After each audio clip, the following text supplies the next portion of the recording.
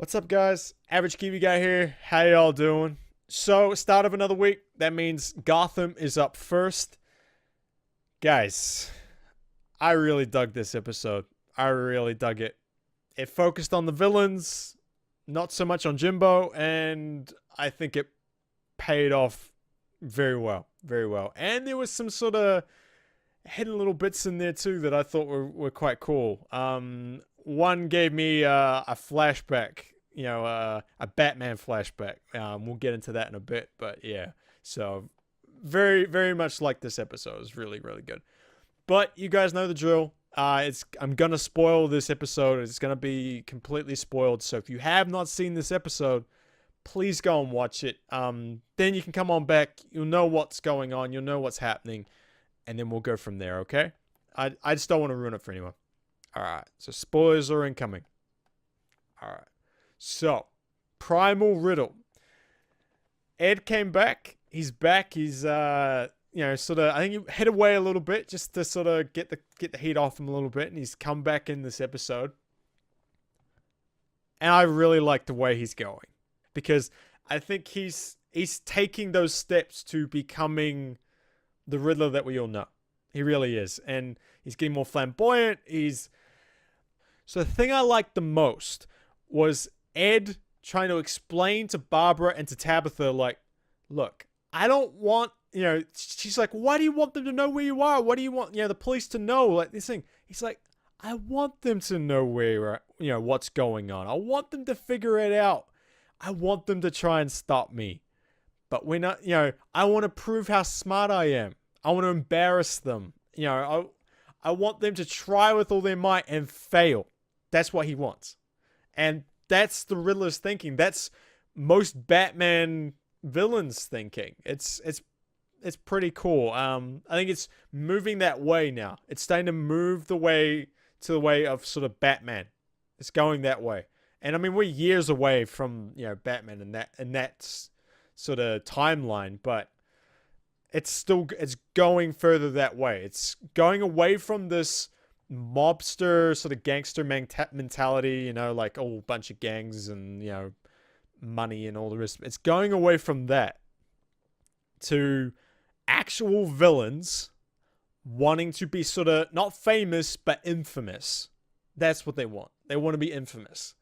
And I think Gotham the show gets better the more they do that. I really do. The more they focus on those villains, it makes it far better. It makes it far better. It's, I don't mind the odd Jim story. I don't. Like, this whole Court of Owls thing that's going on is really cool.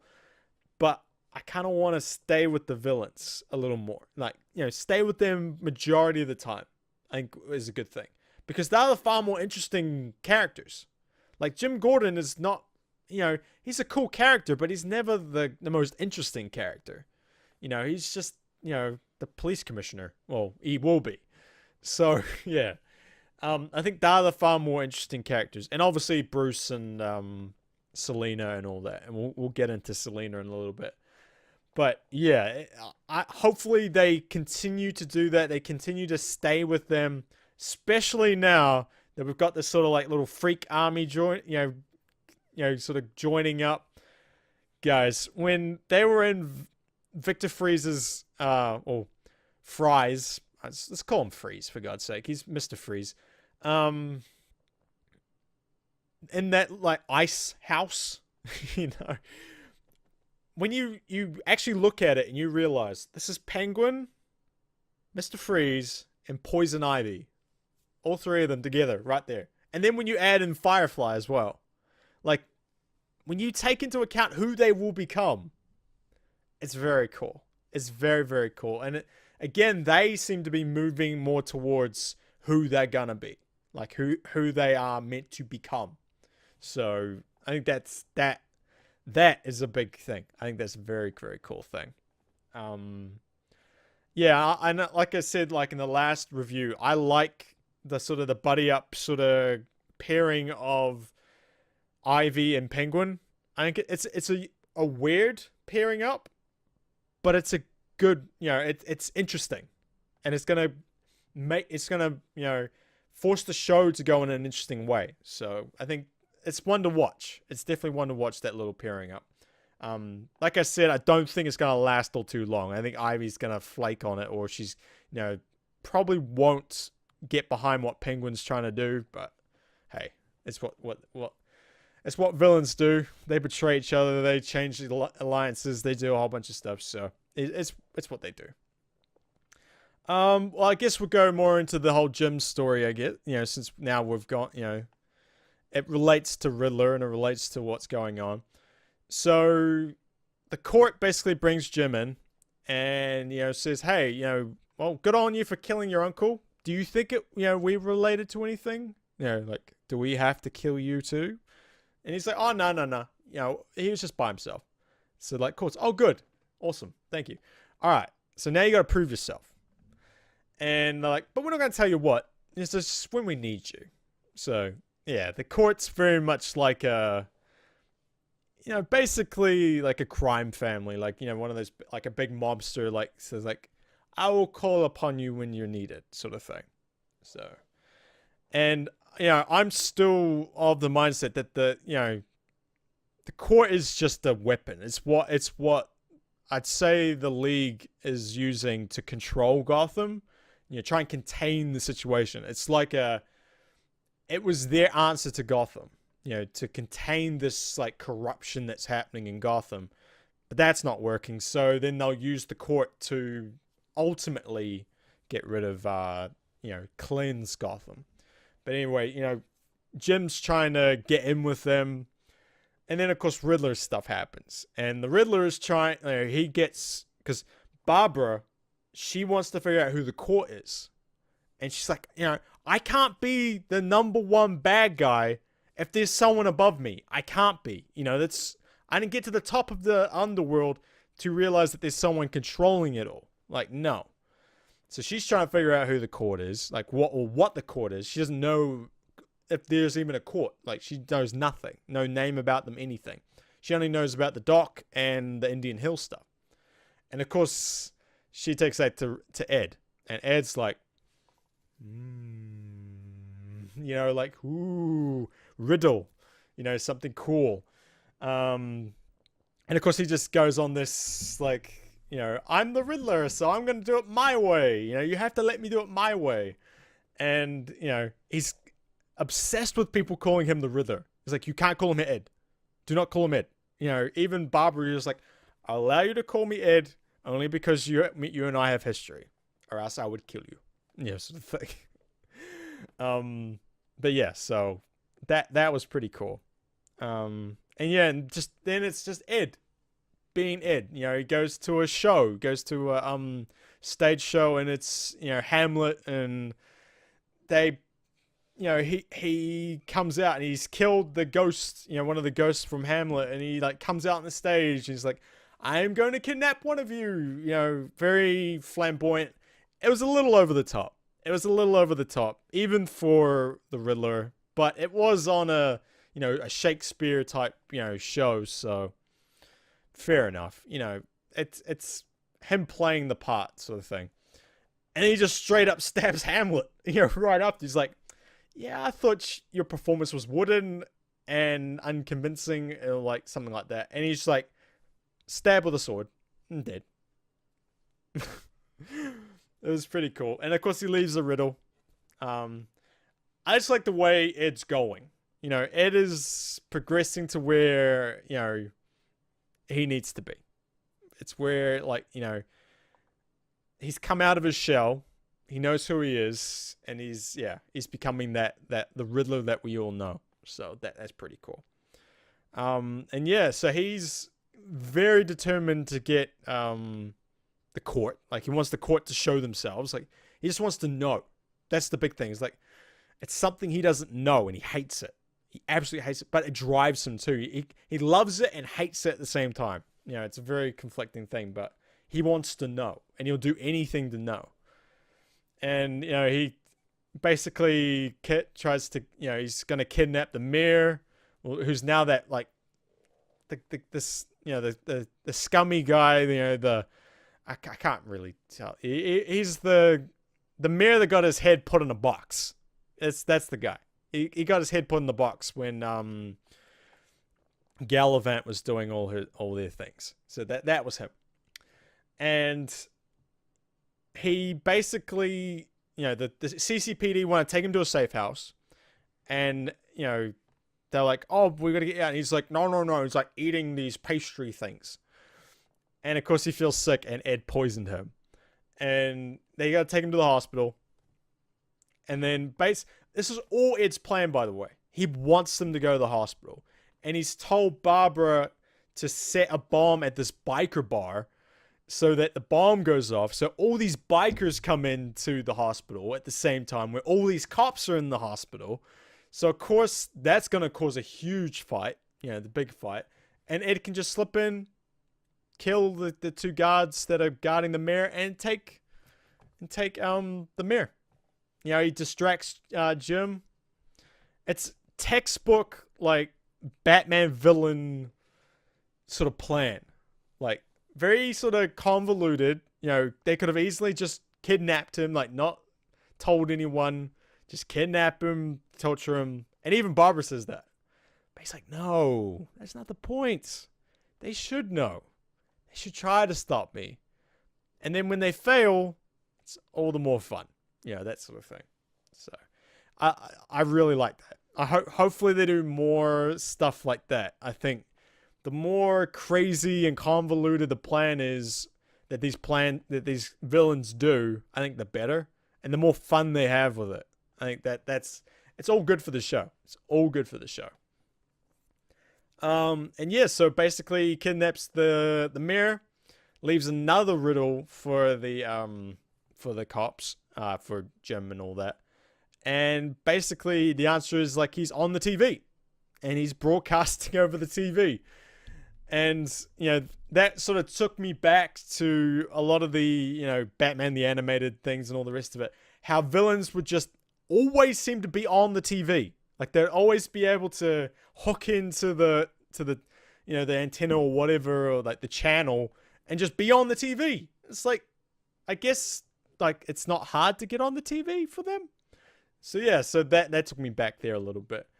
And yeah, he sort of talks to Jim, and Jim like convinces like, yo, I can hook you up with the court. I can hook you up with them. You want to meet them, right? You want to figure out this riddle. Come see me, and we'll sort this.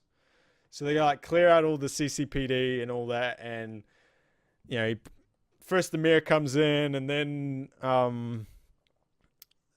then Ed comes in, and like basically Jim dares him to blow up the bomb.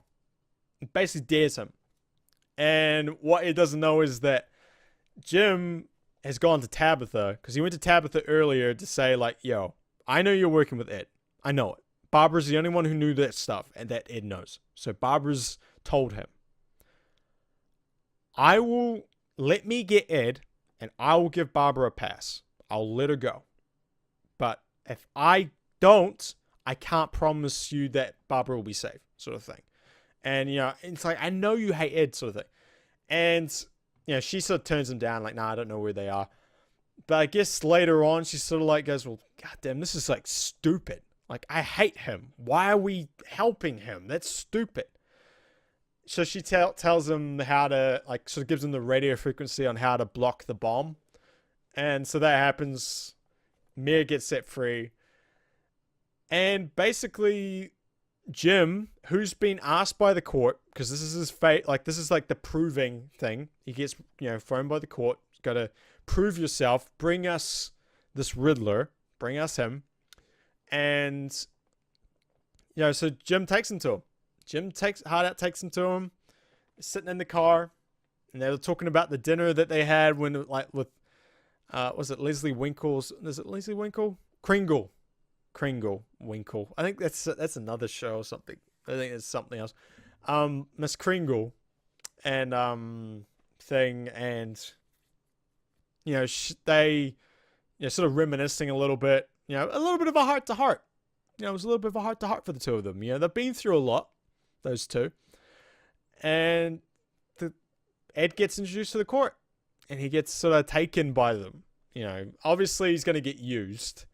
They'll use him as a way of probably creating a distraction for the weapon or something like that. But the court will use him as a weapon himself, probably. And yeah, that was pretty much it. And like, basically the court's like, yo, Jim, you're in. Come be part of us. He gets the mask, he gets welcomed in and all the rest of it. And Jim's in the Court of Owls now.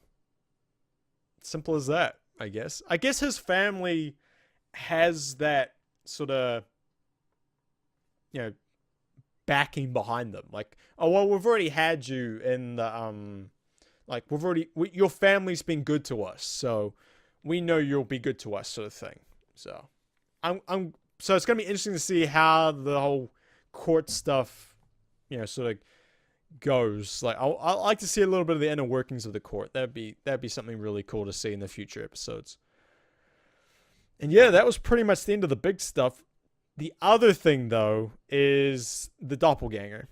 The doppelganger for Bruce. There's a moment where he's playing chess with Alfred, and Alfred beats him. And you can see Alfred's very suspicious of him. Like, he's like, you're not right. And he gives him an excuse like, oh, Selena broke up with me, and, you know. But I'm pretty sure Alfred knows, like, this isn't right. This isn't who Master Wayne is. It's not him. And so, yeah, and basically the clone is dying. He's dying, you know, as most clones do. Like, really, like, if you think, like, most cloning, you know, things in different movies and TV shows and stuff, they either age really fast, or like the way they were created was flawed, so they, you know, they just die early on. And this guy's gonna die too. Like, he's bleeding from the nose and stuff, and he has to have these injection things, and that'll sort of stem the effects of what's happening to him. And he's like, am I gonna die before Bruce gets back? She's like, oh no, Bruce will be back long before then, so don't you worry. It's like, your sacrifice will help us cleanse Gotham, sort of thing. And he asks, like, a lot of people gonna die? And she's like, well, yeah, that's gonna happen. And that basically makes him go to Selena, because he's got a thing for Selena. Like, he wants to protect her. Like, he's always had a thing for her. And, you know, he basically tries to convince Selena, like, you have to, you know, go and all the rest of it. And that won't happen. You know, she won't listen. So he tells him that he's the clone. And she's like, wait, what? Where's Bruce? Like, what's happening? And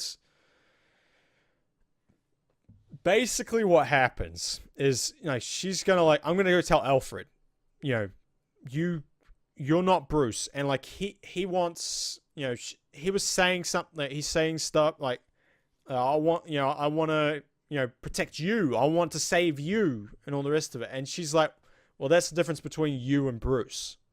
Bruce would try and save everyone, not just me. And it's like, so I'm gonna go tell Alfred. And he's like, I can't let you tell Alfred. His voice is really weird. It's really weird. It's like, like, the guy playing Bruce is like, I am now the clone person.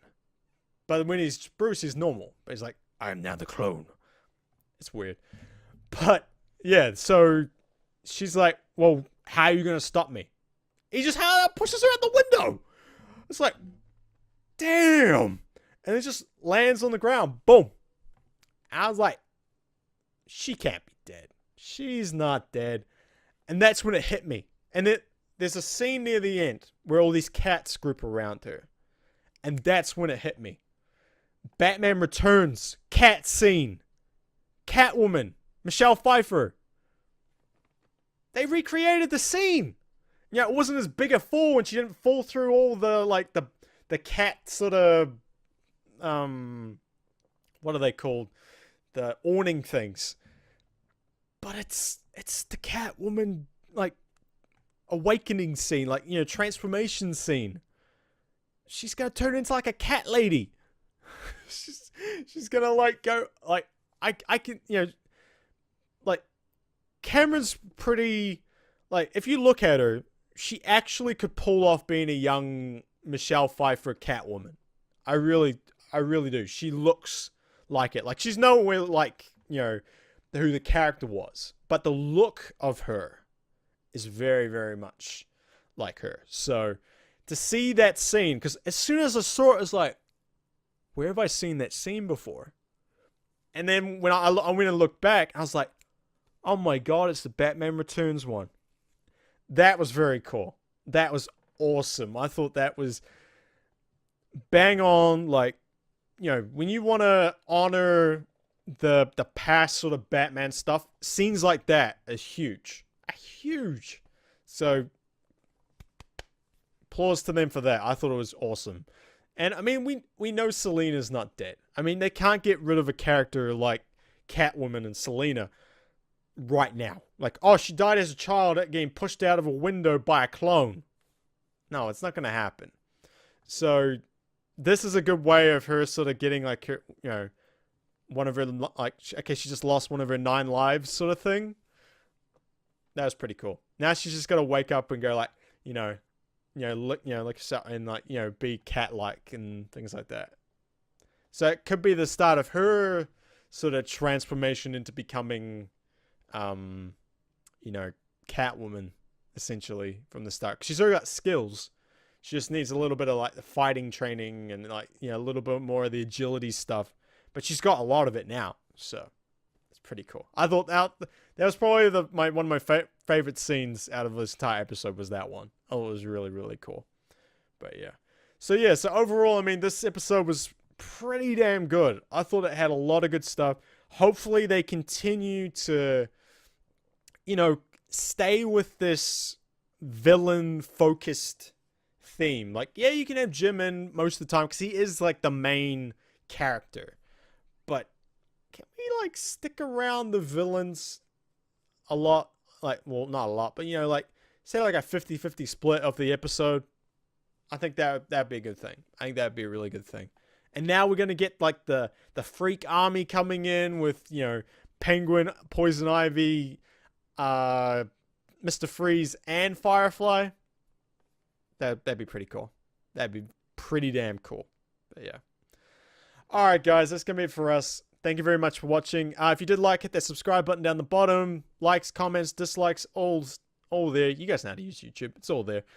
Also, check us out on Twitch, twitch.tv/TheAverageKiwiGuy. Hit that follow button. You'll know when we go live. So, you know what to do there. And also, follow us on Twitter, Instagram, AverageKiwiGuy. You know the deal. Alright, guys. I'll catch you next time. Peace. Bye.